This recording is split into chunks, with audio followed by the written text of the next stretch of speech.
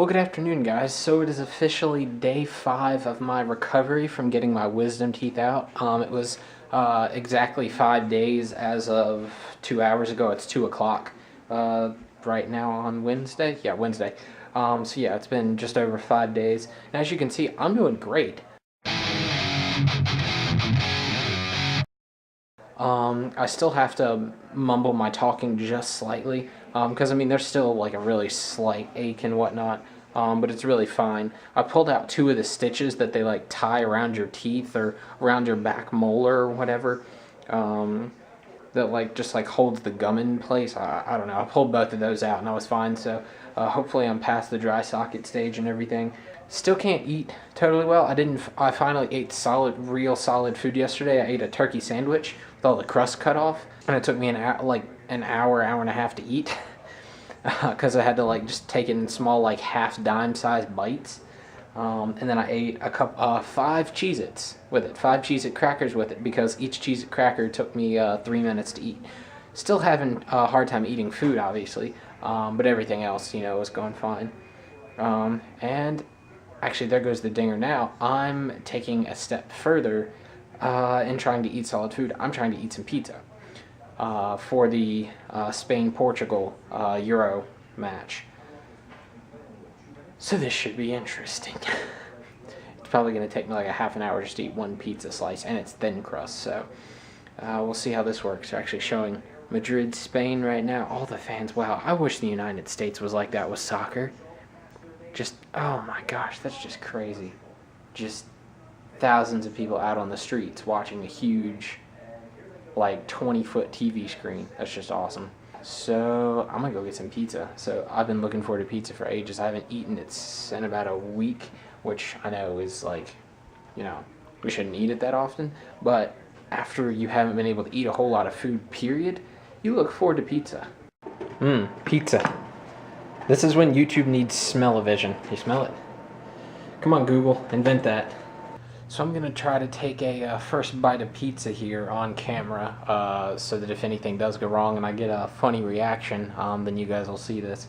So I do have a fork, because I probably won't be eating this too much, just hand to mouth. So this should be interesting. Here we go.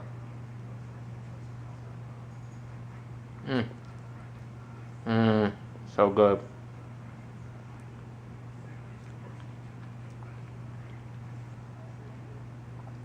You do basically have to chew with your front teeth. How long did that take? 30 seconds to eat one little measly bite. And I have 8 slices. This is going to take a while. So I basically figured out that in order for me to chew food, I just basically have to gum it to death, is what I'm going to start calling it. So I'm gumming to death the pizza. This is uncomfortable, but it tastes really good. So it took me about 30 minutes to eat 2 pieces of pizza, but I managed to do it, and I went and got 2 more because I'm still hungry. So the game is about to start. They just did the national anthems and everything. They're showing the lineups and everything. I think my dad's going to come in and watch it with me, so this is going to be a good match. Portugal and Ronaldo versus the nearly invincible Spain. This is going to be a good match, so... Alright, so we're about to come back from halftime of the game. It's still 0-0. My dad's been down here sitting with me eating some of my pizza as well. He went upstairs to get something else. But I'm on my 5th and 6th piece in like 2 hours. No, it hasn't been 2 hours. It's been like an hour and 20 minutes. It's taken me a while, but, I'm eating, which is good. Alright guys, so I'm just going through some of the footage from the past couple of days where I've been, out because of my wisdom teeth. And, it's interesting. Some of this footage, yeah, that's about my only reaction. But, I'm going to leave it all in the vlog so that way I can look back in the future and see what I had to go through. And, for anybody out there who is just curious on what it's like to get better after getting your wisdom teeth out, well, there you go. And now you got the first 3 days of it. And then day 5, I didn't vlog yesterday. Nothing went on. Not that anything did the other days. Anyway, it's not what I wanted to talk about. I realized that I hadn't actually said in the vlog. I meant to do it on day 1, but I just guess I just forgot, and I forgot on day 2 and day 3 and day 4, and I've just remembered now. I didn't really actually talk about what happened after I went into the doctor's office, so I wanted to talk about that now. So my memory is a little fuzzy, because, I was kind of, put to sleep with anesthesia, so memory's a little fuzzy, but I pretty much remember most everything. So, okay, walked into the doctor's office, and then sat there for a few minutes until they called me up when, it was time for me to be there, and, just got you to sign the consent forms. We had already read through them, because they had given us those, like, several weeks back, when we first went in for the consultation. So signed all the consent forms and all that stuff. They make you go use the bathroom before you walk in. You have to go empty your bladder. Then take you back, sit you in a chair. Nice lady, just, how you doing? Ask you, how you doing? Just, tries to make you feel comfortable. Why am I having such a hard time talking about this? Sit you down in the chair, and then they just ask you, have you eaten anything? Or when was the last time you ate anything? And it was like 6 p.m. the previous night for me, because you're not allowed to eat after 8 o'clock the night before the surgery, because your stomach has to be like totally empty for the anesthesia to really work. And then you can't have drank anything within the last 8 hours of the surgery. So since 2 a.m. I drank water all the way up until like 11 p.m. close to midnight. So I was really hydrated, because I knew I wasn't going to be able to drink much during the morning. So I was clear on all that. And then, that's pretty much the only question she asked me. She was just making me comfortable, just making me more comfortable. Just, had you been here before? Because I'd actually had these two baby teeth cut out. Which wasn't really a big deal. Just the permanent tooth had grown in over top or underneath it, or whatever. So just trying to make you more comfortable, more or less. Kind of digressing a little bit. But anyways, then they hooked me up to the ECG machine. I think that's it. And then, which just monitors your heartbeat and stuff like that. They put the little finger thing on you, the ET phone home, glowy finger thing on you, and that just I think monitors your oxygen levels, and so long as and mine was up at 99%, so I was fine. So they just hook you up to just basic monitoring stuff, and then they went to go give me an IV. I don't like needle. I know it's not technically a needle for the IV, but anything that stick inside you, it's a needle. Come on. If there are any doctors out there watching this for some reason, my arm's getting tired. I'm gonna vlog with this hand for a minute. So what was I talking about? Oh yeah, needles, IV. Yeah, it's not technically a needle for the IV, but come on, it's something you're sticking in you. It's a needle, basically. I'm not afraid per se of needles. I used to be when I was a little kid, because I had one break off in my leg when I was a baby. That's another story.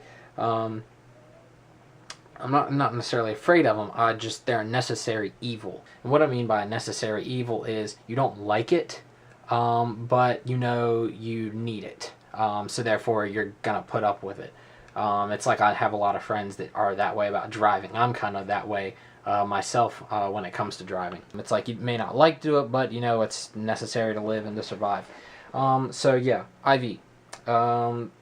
They spent 10-15 minutes trying to get a vein to pop out by putting the tourniquet on. Not really a tourniquet, just something to make your veins kind of pop out a little bit more. And I'm actually still, I don't know if you can see that. There's a slight purple there. Hold on one sec. You might actually be able to see a slight purplish tinge there in the middle. That's actually where they stuck the IV. They finally stuck the IV in me. So they spent 15 minutes trying to find a vein to pop out to put the IV in. Finally put it in the arm that I just showed you, and that was interesting. They immediately turned it on. You can feel it going in you. It's a very strange feeling. It's not bad or anything. It's just weird. And then they increased the drip a little bit, the flow rate and everything a little bit. But okay, so yeah, so that happened, and this is where my memory starts to fade out a little bit, because then in some particular order, they ended up they don't give you the anesthesia all at once. It's not like a 5, 4, 3, 2 kind of thing. It was like over the course of like 5, 10 minutes. They like incrementally give it to you in like various shots that they just put into your IV tube. So I know they started giving me some anesthesia, and and I told her, just let me know when you're doing stuff. I just like to be aware of it. And not that I think they're going to do anything wrong. I just like to be aware of stuff. So yeah, so they started to put that in, and within like 5, 10 seconds, I was like, whoa, because like I started seeing some like stars and whatnot, and you immediately get drowsy. I was like, holy cow, this stuff is nuts, and your voice gets a little bit quieter, because you're kind of like it gets slowly going into like a trance-like state. So yeah, so anyways, that happened. Started to get a little bit nauseous. I've never been under anesthesia before, but I started to get a little bit nauseous. My heart rate at this point, even with the anesthesia going in, went from like 65. Well, it really went up when they put the IV in. I forgot to say that. It really went up from like 65 to like 90, and stuck around 90 to 95 throughout this, I think, until I totally went out, which was she thought was hilarious. So they gave me that anesthesia. So, I was starting to feel a little bit nauseous and everything. Then they stopped giving me that because they didn't want to make me like pass out or something or vomit. But then they put in some kind of like anxiety steroid thing, I don't know, into there just to calm me down. That didn't really work at all. My arm is getting really tired holding this. That works. So let's see, then what happened? And then I think they gave me an anti-inflammatory thing into the IV tube. Don't know what it was for. It may have been for just pre-surgery stuff. But yeah, so that went in. And then they kept giving me the anesthesia, and I just remember just kind of slowly fading out. Nobody ever talked to me or anything. Just bam, I was just out. This is where my memory really starts to fade me. Either one of two things happened. I either woke up in the same chair that I was in, and they performed the operation there, and they got me after a few minutes to get up and walk to another chair and sit down that's like surrounded by curtains, so that they can just monitor you there for a little while and let you sleep, because you're really groggy when you wake up after having anesthesia. That could have happened. I don't think that's what happened. I think what may have happened. Well, I don't know how this would have happened. But I know I didn't get up after, unless they somehow carried me. I know the operation must have happened in that chair, because they put like a bib-like thing around me. God, this is so frustrating, trying to remember all this. Well, they put like a bib thing around me there while I was in that chair, so I'm assuming the operation happened in that chair. So that's one possibility. The other possibility is they did the operation in that chair, and then they either carried me or somehow detached the chair and made it move, or I don't know. But then I woke up in this curtain area that I was telling you about. Woke up. There's like a curtain on the side. Some other kid was laying beside me on the other side of the curtain, and he had just gotten his wisdom teeth out as well. What it looked like. Wake up, feel incredibly like groggy, but you're totally alert and everything. They've got the gauze in your mouth so that you don't bite down on anything, and it absorbs the blood and fluids and whatnot. You wake up, they check on you, how you are, and you basically have to lay there and sleep and just rest for like another hour or so, or basically until you can get up and go use the bathroom. Because they won't let you leave until you use the bathroom, just to make sure, I guess, all the IV fluids kind of went through you a little bit. So I think I slept for a good 30, 45 minutes or something, and then they asked me like 10 times if I needed to use the bathroom. I was like, not really, and they were getting kind of frustrated, but finally I had to use the bathroom. They were like, alright, we're going to walk now. One of them helped me up and helped me get into the bathroom, and I was fine. I was walking fine. I was like you can like put a hand on me, but you know, I'm fine. I'm not. I highly doubt I'm gonna fall. I'm not like nauseous or anything or dizzy or anything. But they say if you're dizzy, hit the ground, like bash your knees, hit the ground. We don't want you passing out and possibly hurting your head. So they get you to go to the bathroom, then they bring you back, lay you back down, and then 5 minutes later, my mom walked in. They went and got her. My mom walked in.